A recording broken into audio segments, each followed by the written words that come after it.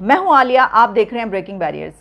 हमने इस मुल्क के साथ किया क्या है, हम इसको यहाँ तक कैसे लेकर आए हैं, यहाँ तक हमने कैसे पहुँचाया है, हम इसके साथ क्या करते रहे हैं। एक वीडियो सामने आ रही है और देखें, चाइना हमारा एक अकलौता दोस्त, शहद से मीठी और पहाड़ों से ऊंची दोस्ती हम कहते रहे, उसको भी हमने नाराज़ कर दिया। यानी हमारी जो डीलिंग्स हैं, हमारा जो कारोबार करने का अंदाज़ है वो ये है कि हमने एक अकलौते दोस्त को भी नाराज़ कर दिया। आपको याद होगा कि इमरान खान के दौर में पिछली हुकूमत में ऐसी खबरें आती रही कि सी पैक बंद हो गया, प्रोजेक्ट्स जो हैं वो बंद पड़े हुए हैं, चल ही नहीं रहे, हर्डल्स आ रही हैं, पाबंदियाँ लग, पता नहीं क्या क्या कुछ होता रहा। उसके ऊपर कई मरतबा हुकूमत की तरफ से कहा जाता रहा, इमरान खान की तरफ से कहा जाता रहा कि नहीं, ये हमारे खिलाफ प्रोपेगेंडा हो रहा है, गलत है, सब कुछ भाग रहा है, सी पैक सिर्फ चल नहीं रहा, ये तो दौड़ है, पहले से भी ज़्यादा तेज़ी से दौड़ है। लेकिन फिर छुपता तो नहीं है। फिर हमने देखा कि कुछ ऐसे वाक़यात भी हो गए, चाइना हमसे नाराज़ भी हो गया, फिर उनको वहाँ पे मनाने भी जाना पड़ा, और फिर ये सी पैक की बात आती रही कि जी ये क्यों प्रोजेक्ट्स नहीं हो रहे, क्यों रुक गए हैं। लेकिन अब एक वीडियो सामने आई है और उस वीडियो में एक आदमी, एक चाइनीज़, एक बंदा आके प्राइम मिनिस्टर से मिला है। उसने किसी तरीके से किसी से कह को आके वो उस वक्त वहाँ पे पहुँचा है और उसे पता चल गया होगा कि यहाँ पे वज़ीर आज़म आए हैं, किसी वजह से वो वहाँ पे पहुँचा और उनसे जाके मिला है। और वो क्या कह रहा है वीडियो में उनसे, कि उसका क्या काम था और क्या किया गया, ये आप खुद अपनी आंखों से देख और सुन लें। The breakwater, the feasibility study is already done when Honorable Professor Iqbal is there, and unfortunately it's delayed. Even the money is ready by the time provided by China Exim Bank. Money is there. Yeah, it's a soft loan from China Exim Bank. These we are taking up for 4 years. They did not take up. The money was there, and the previous government just did not for bother. 4 years they did not bother. And money is lying. Yeah, money is lying. बहुत जुल्म है, And बहुत so the जुल्म more we wait, the cost is going to go up. Yeah, sure. As you know, yeah. We are taking up now. Yeah. And the first installment is there. The money is already there, and the feasibility study there, and the problem is just make the process. And when was the study completed? It's not a study yet. No, the study, feasibility The study. feasibility is already done. When? It's already done 3 years ago, 3 years ago? when professor is there. अंदाजा करें, This is the loss. इससे बड़ी और जुल्म और ज़्यादती इस कौम के साथ क्या हो सकती है। पैसा भी आया हुआ है feasibility study का। This is very sad and unacceptable. Sorry, we will do it in. अब आपने ये देख लिया कि वो बेचारा बता रहा है कि उससे पैसों का पूछा, वो कह रहा है पैसे, मनी तो कब की आ चुकी है। यानी वो बता रहा है कि 2-2.5 साल पहले ये तो सब कुछ हो चुका है, और वो रुलता फिर रहा है, ख्वार हो रहा है कि उसका काम नहीं हो पा रहा। तो अब हम ये क्या कहें, उसको बदकिस्मत कहें हैं, फॉर्चुनेटली या अनफॉर्चुनेटली उसको पाकिस्तान में आके उसने ये इन्वेस्टमेंट कर दी और उसके साथ ये किया जा रहा है। अच्छा, वैसे कहते हैं कि जो चाइनीज़ होते हैं वो बहुत ही शातिर होते हैं, एक ऐसी कौम है कि जो सिर्फ अपना प्रॉफिट देखती है और दूसरों को तो वो बिल्कुल वो देखती है कि उसके नफ़ा हो रहा है या नहीं हो रहा, उसका फ़ायदा हो रहा है या नहीं हो रहा।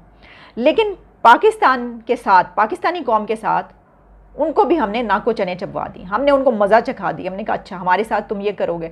यानी ये कि आप ये देखें कि वो कौम जिसको कहा जाता है कि बहुत शातिर है और कारोबार करने में जो है वो उससे आगे कोई नहीं है डीलिंग्स में। यानी वो कहते हैं ना, हम कहते रहे कि वो जब कर्ज़ा देते हैं तो वो निचोड़ लेते हैं अगले बंदे को, लेकिन हमने उनको निचोड़ लिया। उन्होंने कर्ज़ा भी दिया हमें, हमने उनसे कर्ज़े लिए भी हैं, उनके प्रोजेक्ट्स भी यहाँ पे चल रहे हैं। हम कह रहे हैं को, अब वो कह रहे हैं कि बेचारे ये कह रहे हैं कि भाई हमने अब पैसा लगा ही दिया है, अब इतना नुकसान तो हमारा ना करो, ये सी पैक, ये दूसरे प्रोजेक्ट्स इनको कर दो, किसी तरीके से कंप्लीट हो जाएंगे।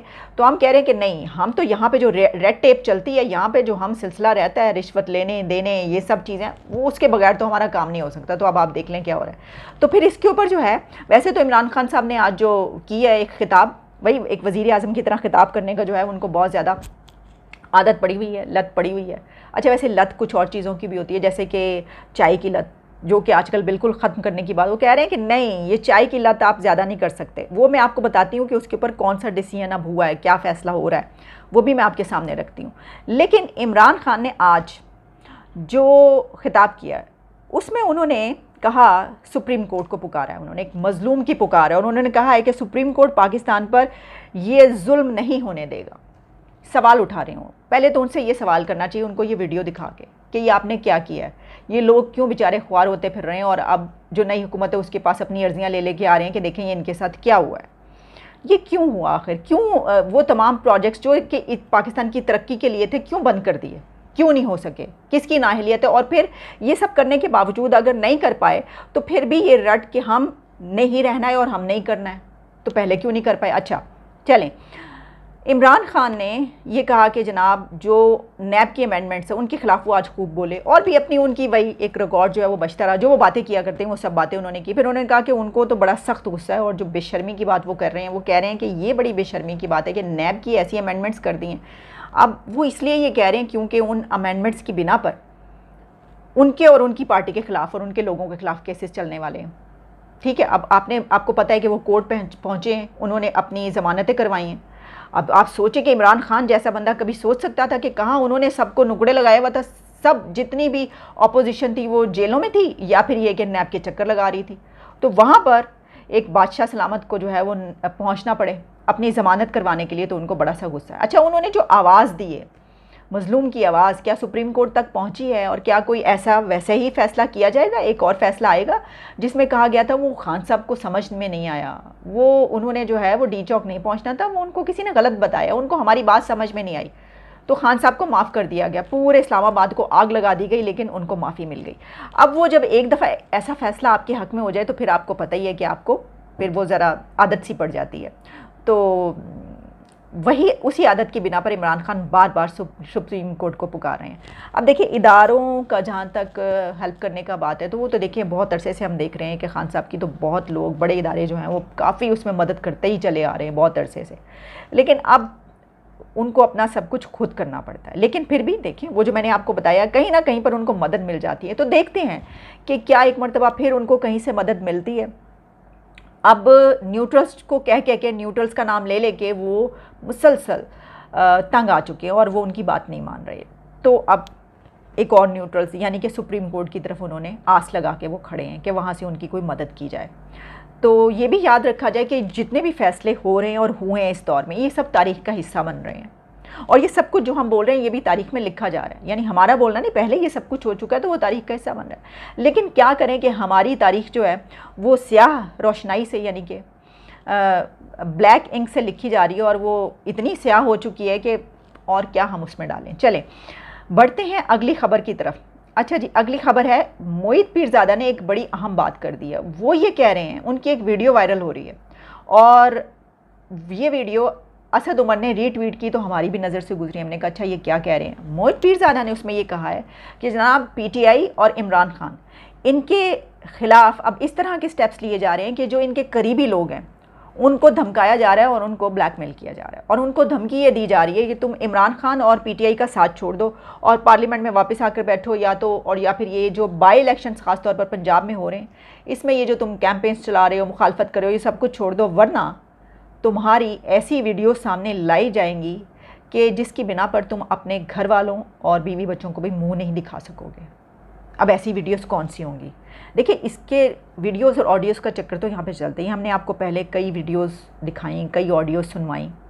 मलिक रियाज की इससे पहले हम आपको बता चुके हैं, आसिफ अली जरदारी के साथ, फिर उनकी अपनी बेटी के साथ, फिर फराह खान का जो मामला था उसमें जो हीरे की अंगूठी थी, और फिर वो ठीक है 3 कैरेट का होना चाहिए, 5 कैरेट का होना, ये सब हम आपको सुनवाते और दिखाते रहे।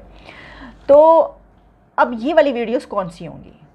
वो ये कह रहे हैं कि ये उनको धमकियां दी जा रही हैं, और सिर्फ धमकियां यानी ये कि ऐसे सरकारी लोग हैं ओहदों पर, अफसरान भी, कि जो उनको धमकियां लगा रहे हैं।